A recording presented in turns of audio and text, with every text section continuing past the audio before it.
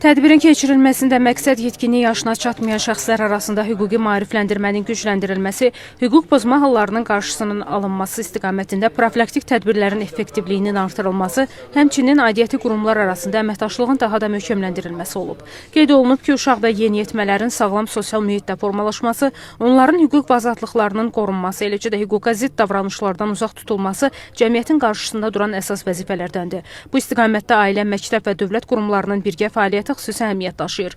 Tədbir zamanı yetkinlik yaşına çatmayanlar tərəfindən törədilə biləcək hüquq pozmaların səbəbləri, onlara qarşı yönələn hüquqa zidd halların qarşısının alınması mexanizmləri, erkən müdaxilə və profilaktik tədbirlərin rolu barədə ətraflı məlumat verilib. Sonda iştirakçıların sualları cavablandırılıb, mövzu ətrafında fikir mübadiləsi aparılıb və gələcəkdə bu istiqamətdə maarifləndirici tədbirlərin davam etdirilməsinin vacibliyi vurğulanıb. Sahil Əliyev, xanım Rüstəmzadə, Emin Novruzov, NTV Xəbər.